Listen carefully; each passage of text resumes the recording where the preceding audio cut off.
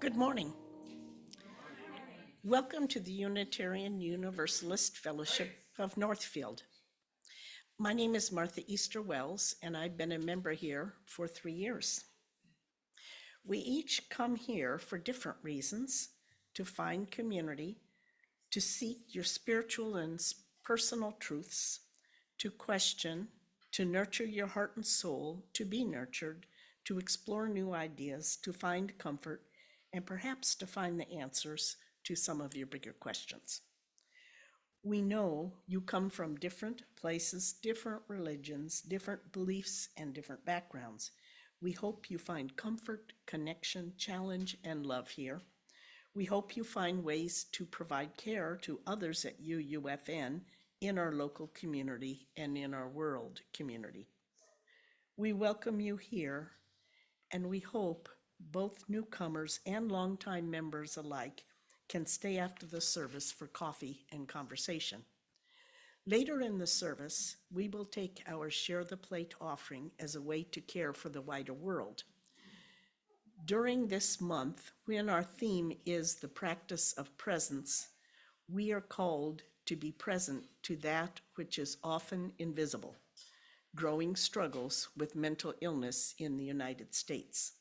Less than half of adults with mental illness receive any kind of mental health care, and 1 in 5 youth ages 12 to 17 experienced a major depressive episode in 2023. The National Alliance on Mental Illness is the nation's largest grassroots mental health organization dedicated to building better lives for the millions of Americans affected by mental illness. Our donations are a tangible way we offer support to those who are struggling. During the offering later, you may donate online from our website, uunorthfield.org, or put cash or a check in the basket. There will also be instructions on the screen during the offertory time. I call your attention to the announcements in your order of service and weekly email. All visitors and newcomers are warmly welcome to attend our information session today. This is a drop-in, casual conversation led by Reverend Sarah, where newcomers can learn more about Unitarian Universalism and UUFN. Grab a cup of coffee and meet her downstairs after the service. For anyone who is planning to go caroling on Tuesday, and details are in your bulletin, please, right after the service, anyone who wants to go, whether you're in the choir or not, meet with Taylor up here. Yes. Okay. And join us next Sunday for our annual winter solstice service, a celebration of the blessings of the darkness and the joy of night, of the joy of the light. Night is a delight and light is delight. Both. We have one more bonus announcement this morning from Beth Goodell.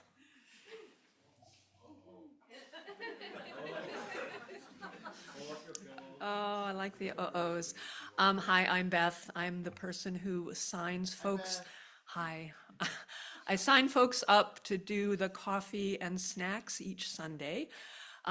No one has signed up for next Sunday, the 22nd, and it is fine every now and then to not have coffee and snacks. But I thought it's the solstice service.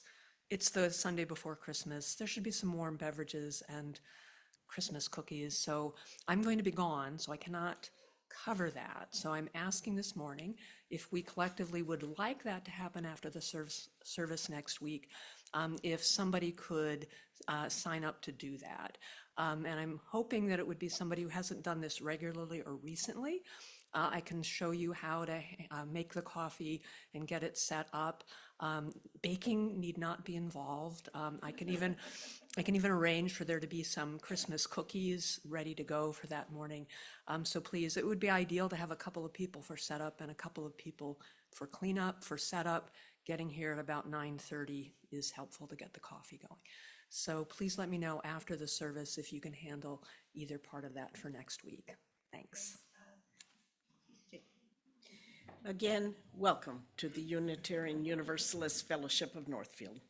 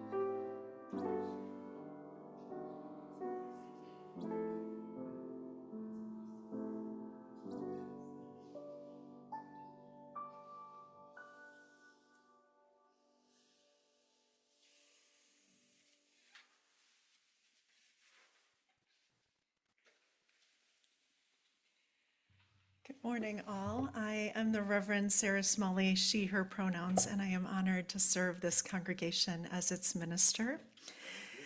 Because of a whole lot of reasons, both personal and professional, I will not be preaching today as previously scheduled, but I am so glad and grateful to welcome Chad Snyder to UUFN today. Chad is the ministerial intern at Minnesota Valley UU Fellowship in Bloomington and a commissioned lay minister at his home congregation, Merging Waters UU, which was formerly known as Michael Servetus Unitarian Society. Chad will graduate from United Theological Seminary in April. Ministry is his third career, coming after a few years in journalism and then 25 years as a lawyer.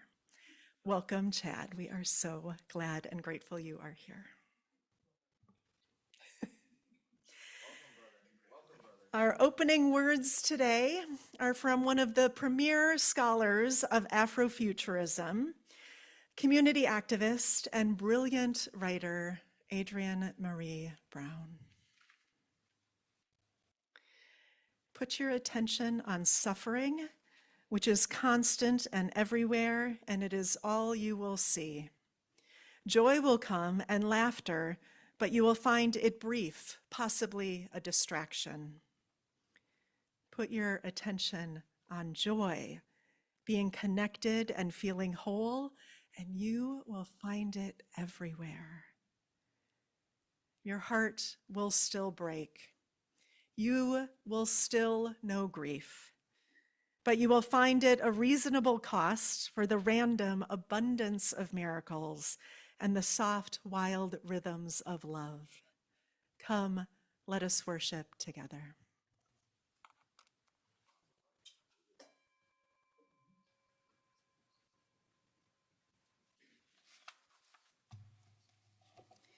The flaming chalice is the symbol of Unitarian Universalism.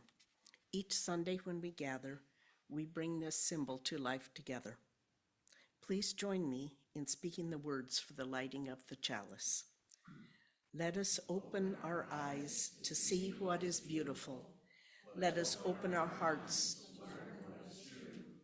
Let us open our hearts to love one another. Please rise in body or spirit for our opening hymn, number 118, This Little Light of Mine.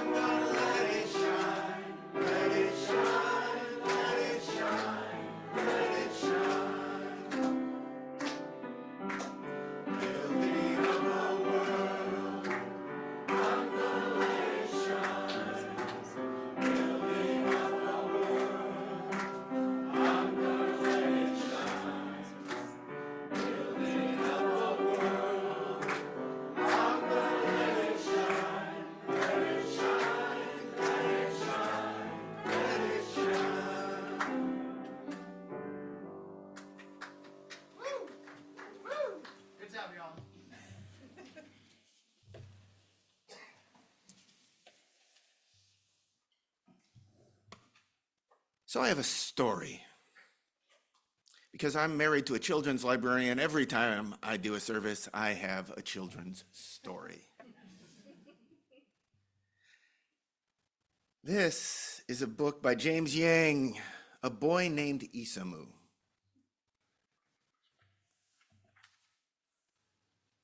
If you are a boy named Isamu at the market with your mother, it can be a crowded and noisy place. Maybe there is a quiet space that feels more like you. Children are playing loudly. You keep walking. When it is quiet, you wonder, what kind of wood is this? How does fruit get its color? Why does cloth feel soft? Who made the path with stone? Paper lanterns are like another world, far away from home. How can light feel so welcoming? In the forest, the trees tower over you as you hear the crunch of twigs under your feet. The leaves are so perfect, they must have been waiting for you. You toss grass in the air and watch the blades scatter in all directions. When you close your eyes, you imagine the grass comes back to you. If you are Isamu, stones are the most special of all. Time has carved each stone to be different. How can they be so heavy? Would they float if they had no weight?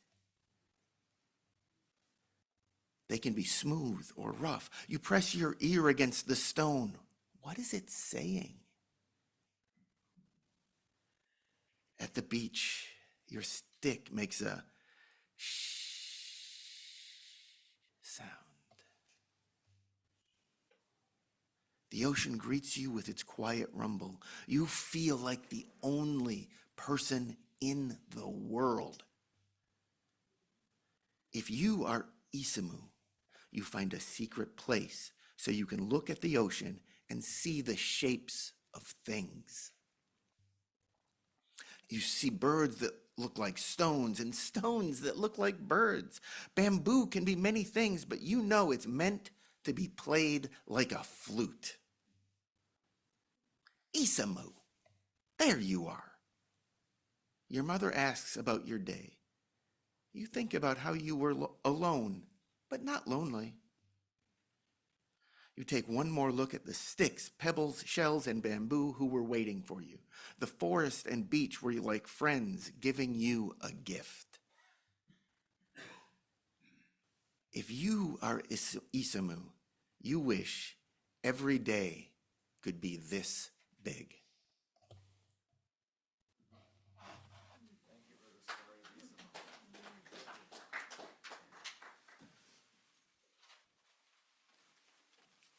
We wish every day could be this big. We now turn our attention to our candles of community. There is space here for our love and our heartbreak, our fear and our defiance, our grieving and our dreaming. Will you take a breath with me as we arrive more fully in this moment?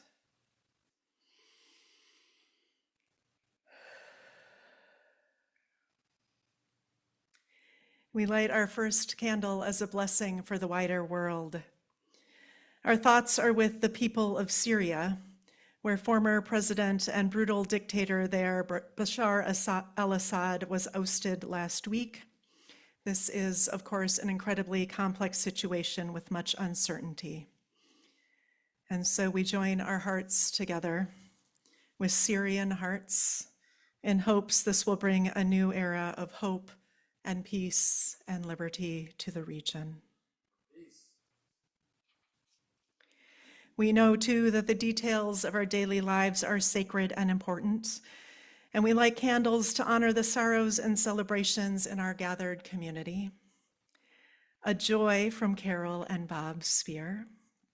It was a chance between us are even more complexities and truths about life and what it is to be human. With all of this swirling within and among us, we move into a time of shared silence that we may hear love speaking.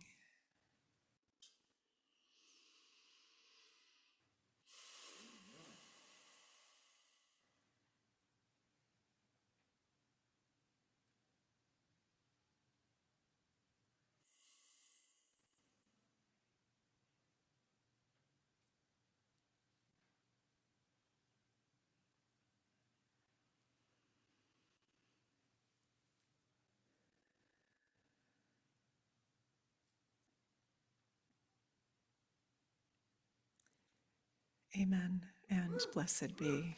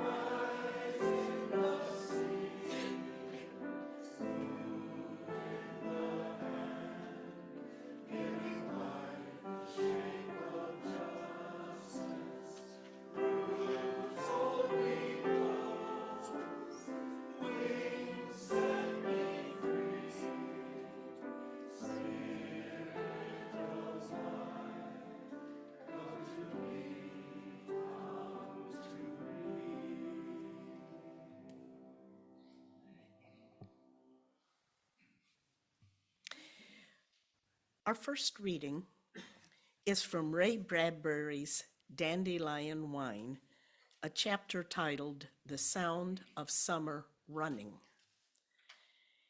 His father didn't even turn. Suppose you tell me why you need a new pair of sneakers. Can you do that? Well, it was because they felt the way it feels every summer when you take off your shoes for the first time and run in the grass. They felt like it feels sticking your feet out of the hot covers in wintertime to let the cold wind from the open window blow upon them suddenly, and you let them stay out a long time until you pull them back under the covers again to feel them, like packed snow. The tennis shoes felt like it always feels, the first time every year, wading in the slow waters of the creek and seeing your feet below half an inch further downstream with refraction than the real part of you above the water. Dad, said Douglas, it's hard to explain. Somehow, the people who made tennis shoes knew what boys needed and wanted. They put marshmallows and coiled springs in the soles, and they wove the rest out of grasses bleached and fired in the wilderness. Somewhere deep in the soft loam of the shoes, the thin, hard sinews of the buck deer were hidden. The people that made the shoes must have watched a lot of winds blow the trees and a lot of rivers going down to the lakes. Whatever it was in the shoes, and it was summer. Our second reading comes from the poet June Jordan. Our earth is round, and among other things, that means that you and I can hold completely different points of view and both be right. The difference of our positions will show stars in your windows that I can't even imagine. Your sky may burn with light while mine at the same moment spreads beautiful to darkness. Still, we must choose how we separately corner the circling universe of our experience. Once chosen, our cornering will determine the message of any star and darkness we encounter. We now expand our circle of care as we gratefully give and receive our Share the Plate offering for National Alliance of Mental Illness. This is a tangible way we offer our presence to the hurting world. Will the ushers please come forward?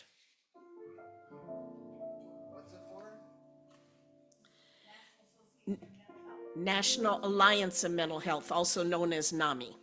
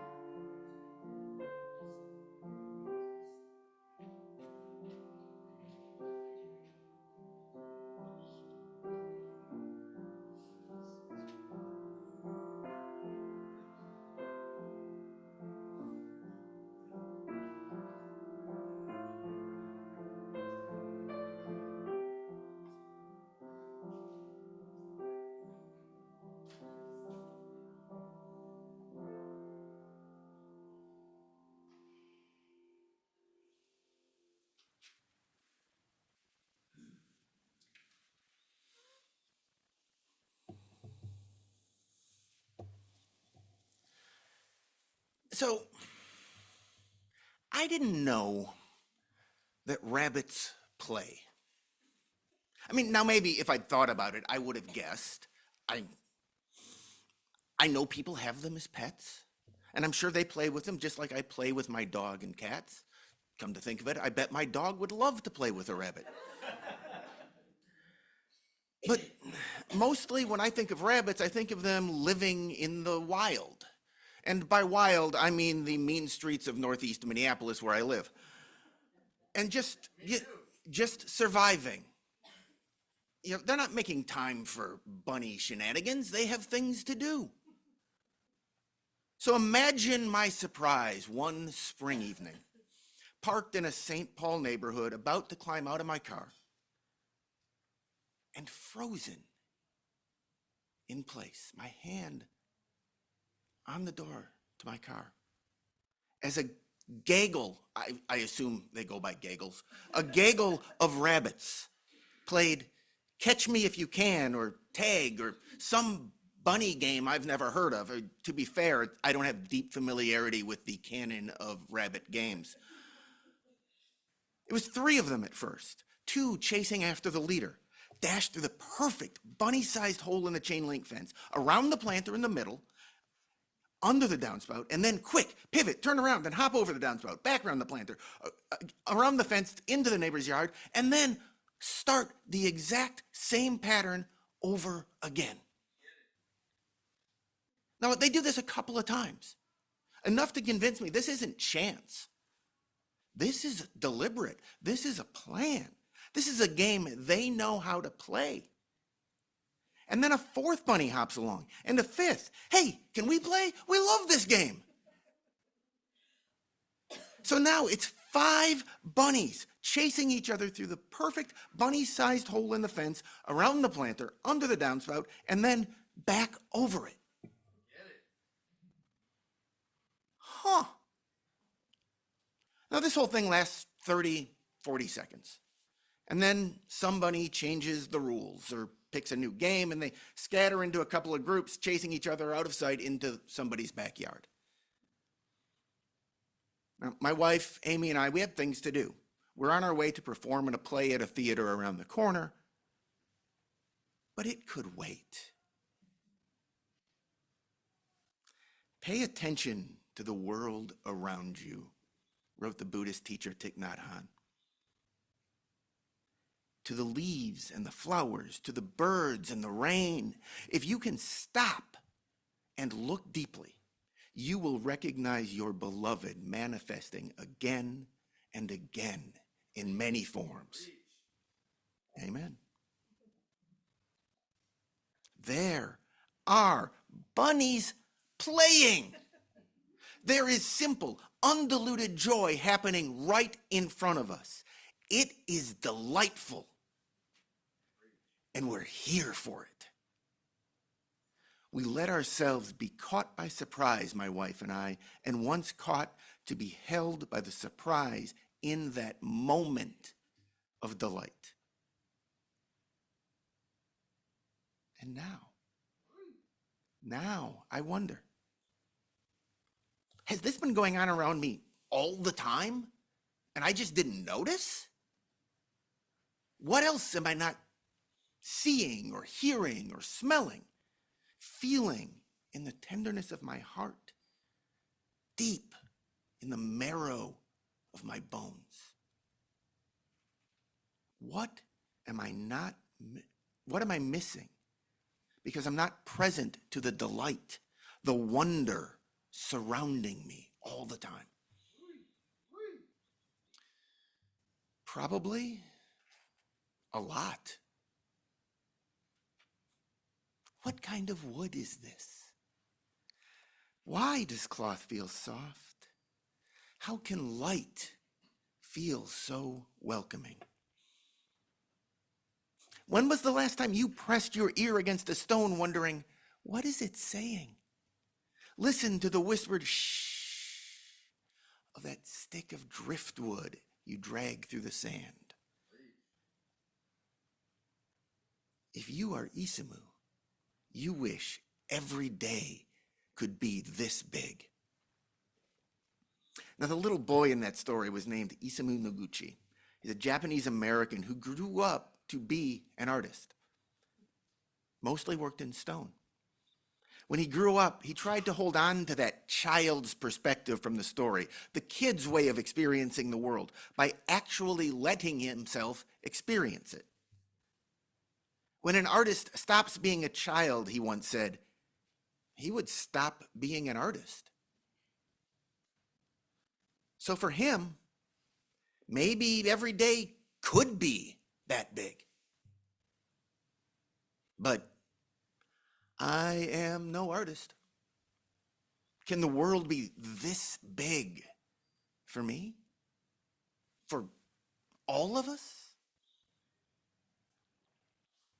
Honestly, I don't know. Because I don't know what this big even means.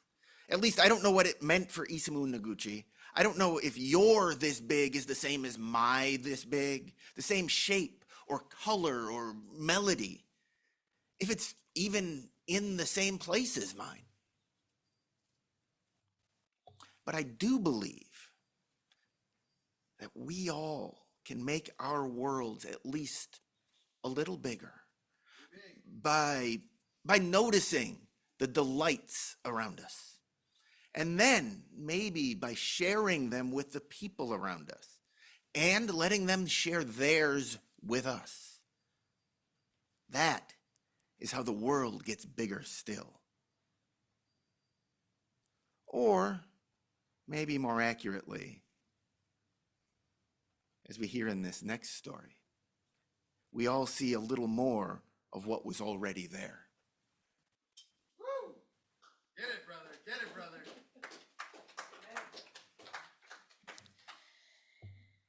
So my story is Usha and the Big Digger. Usha loved trucks. She made them bump and roll. Usha loved cartwheels too. If only she could do one. Flippity thump, flippity thump, flippity thump, crash. Sorry, said Usha. Can you teach me to cartwheel? I'm busy, said Artie. I just found the Big Dipper. What's a dipper? Asked Usha. Show me. It's a big spoon, said Artie. See that box of 4 stars? Connect the dots to make the scoop. The other 3 stars make the handle. Ooh, I see the scoop, shouted Usha. Look out, stars. It's the Big Digger. That tree on the right points to the driver. Beep, beep. No way, said Artie. The tree is on the left. It points to the dipper's handle. Can't you tell your left from your right? Usha rolled her truck over Artie's head. It's the Big Digger. Why won't you see it? Quit it, said Artie. It's the Big Dipper. Everybody says so. I don't say so, said Usha. She cartwheeled away. Flippity thump. Flickety thump, flickety thump, splat. The next night, their cousin Gloria arrived. She gave Usha a brand new truck. Thanks, Usha said. Now, come outside. I'll show you an even bigger truck. The girls looked up. See, Gloria? It's the Big Digger, said Usha. It's still the Big Dipper, Artie grumbled. Said Gloria. I see. The big kite. What? Cried Usha and Artie. The top 4 stars are the kite and the bottom 3 stars are the tail, said Gloria. Why can't anyone see my Big Digger? Usha moaned. Because it's really the Big Dipper, Artie groaned. Don't you like my kite? Said Gloria. Usha shouted, It's a digger, digger, digger. It's too loud over here, Artie said. Come on, Gloria. Whirly swirl, whirly swirl, whirly swirl, whoosh. Usha got mad. Usha got sad. She wanted to cartwheel too. Flippity, thump, oof. Usha looked up. Was that the Big Dipper? What about her truck? Big Digger, where are you? She tried more cartwheels. Flippity thump. She saw the big kite. Flickety thump. There were all kinds of shapes in the stars. Flickety thump. Whump. Finally, there was her Big Digger, safe and sound. Artie, Gloria, come back, called Usha. Lie here and look up. It is a Big Dipper, said Gloria. It is a big kite, said Artie. Now turn that way, said Usha, and the 3 girls scooched around. They scooched again. Artie and Gloria gasped, and there's the Big Digger. What about that one? Usha asked. Artie gave Usha a squeeze. It's you, Usha. Guess what you're doing, said Gloria. What? Cried Usha. Flippity thump, flippity thump, flippity whoosh, ta-da!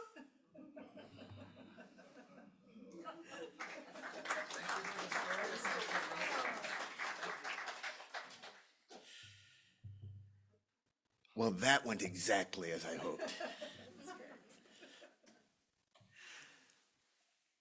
Our Earth is round, June Jordan points out in this morning's reading, and that means you and I were always standing at a slightly different point on that curve. Literally and metaphorically, our perspectives are never quite the same. The difference of our positions will show stars in your window I cannot even imagine. But what Usha and her sister and cousin learn is that maybe we can imagine the stars in somebody else's window if we just scooch around a bit. And I mean, really, isn't everything a little better with a bit of scooching? The delights we experience then are a matter of place, of presence, literal physical place, and probably mental, metaphorical, spiritual presence. They are also a matter of time, of being in this time, this moment. Not all those moments that already happened and we can't change, or all those things that might happen, that probably will happen, but aren't happening right now. present presence.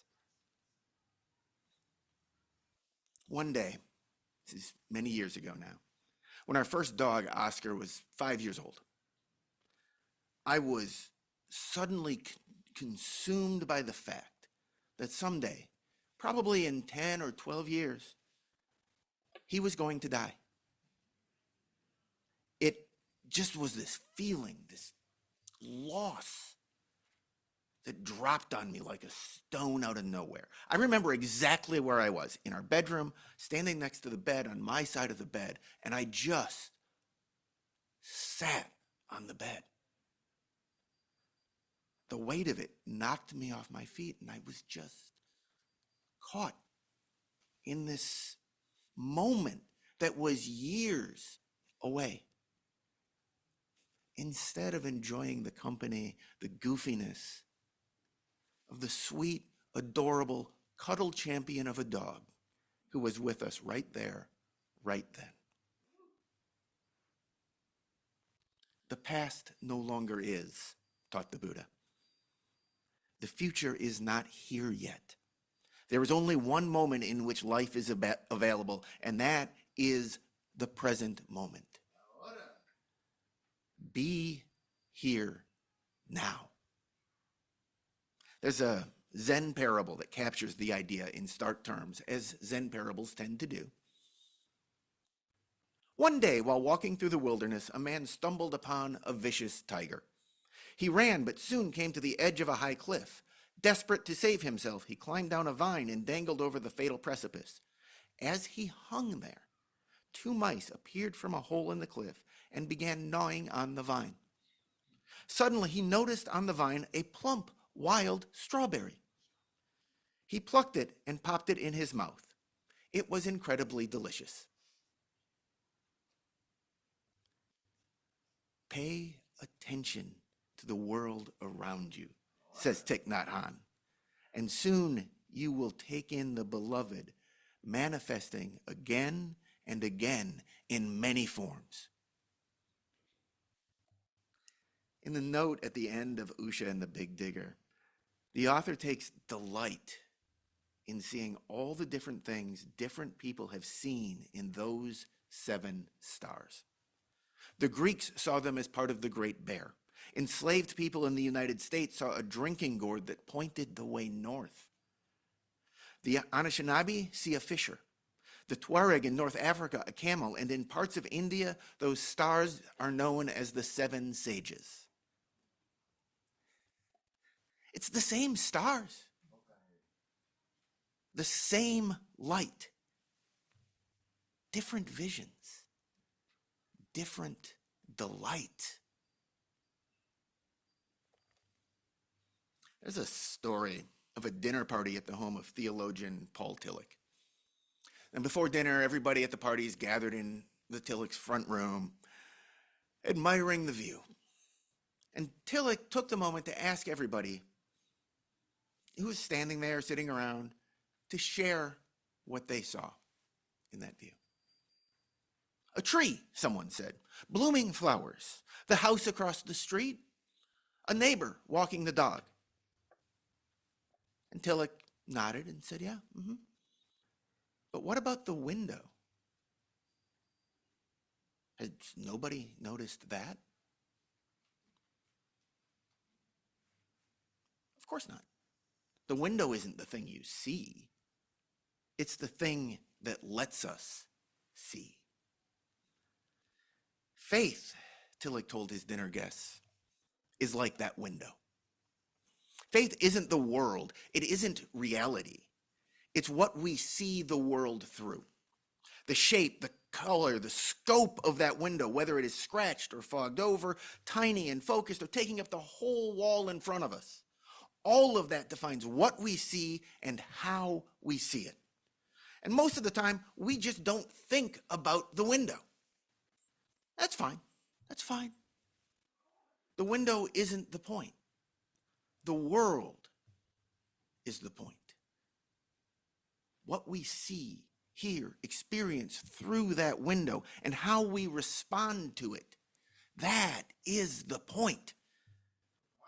but because it focuses or directs our attention, because it in many ways defines what we let ourselves perceive, we also shouldn't just forget about the window. We need to remember that it's there, that sometimes maybe it needs some repair or cleaning. We might need to knock out a whole wall and put in a bigger window. That's how we responsibly search for truth and meaning. By every now and then examining our windows and realizing the way they've limited us. And by never forgetting that there might be, in fact, there absolutely, definitely are, other windows other people are looking through. Maybe we can peek out those windows. Maybe we can't. Probably we can't. Not quite. But even if we can't, we can soak up the joy, the delight that the view is giving somebody else. I mean, I have no idea what was racing through the minds of those playful bunnies, or what my little buddy Oscar was thinking when he bounded across the yard at full speed, his little dachshund legs churning and his ears flopping in the wind. He had nowhere to go. But I'm sure he was smiling.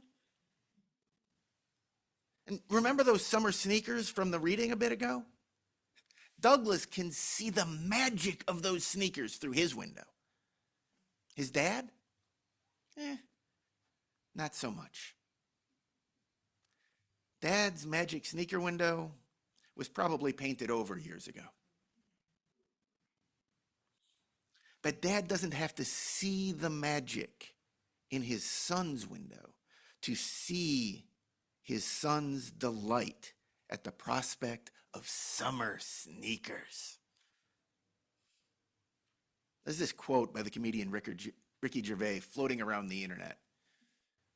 You can find a lot of things on the internet. I don't necessarily recommend it, but this one's nice.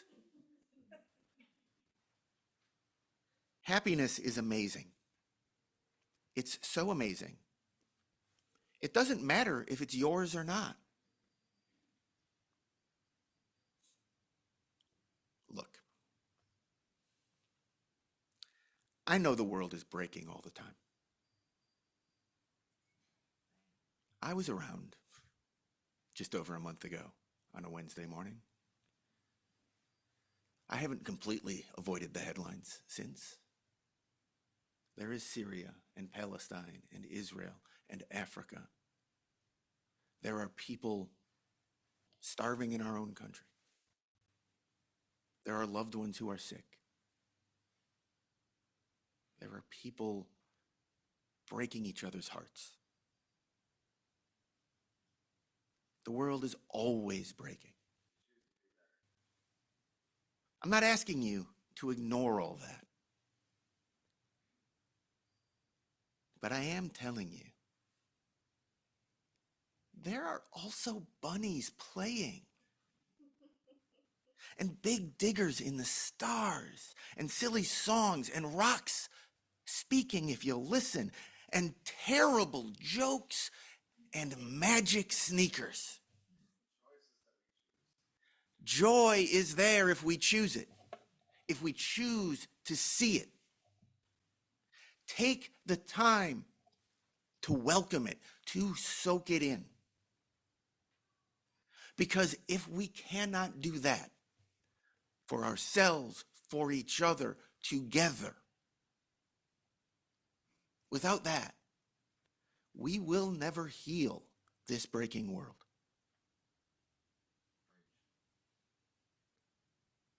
Blessed be. May it be so, because we make it so.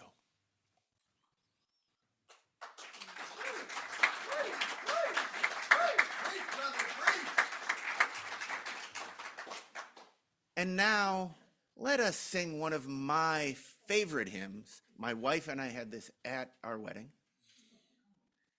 This is number 346. Come sing a song with me. It's in the gray hymnal, and I believe the words will be on your screen.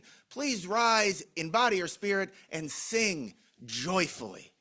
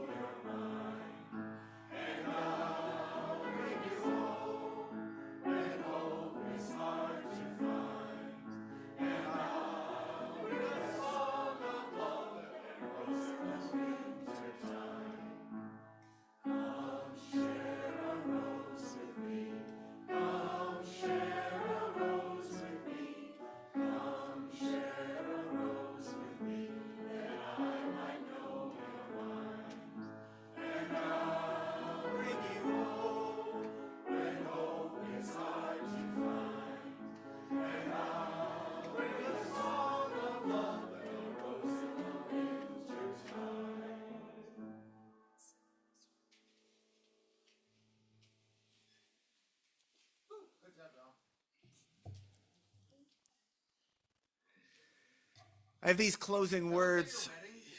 It was at my wedding. It was also sung at the memorial service for my mother-in-law 25 years ago almost, yes. You've been doing this a long time. I am not a young man.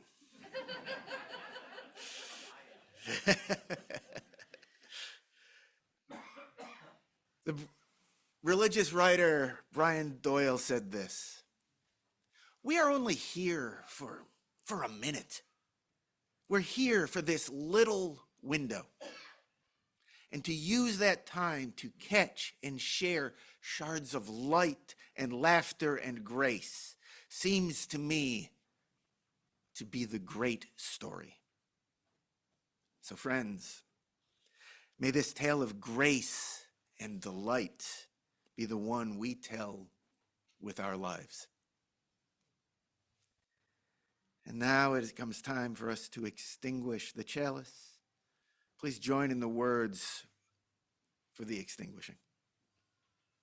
We extinguish this flame, but not the light of truth, the warmth of community, or the fire of commitment. These we carry in our hearts until we are together again. And now, please rise in body or spirit, and with your hands over your heart or holding a hand of someone next to you. Whatever posture is most comfortable, we sing the words of blessing one to another.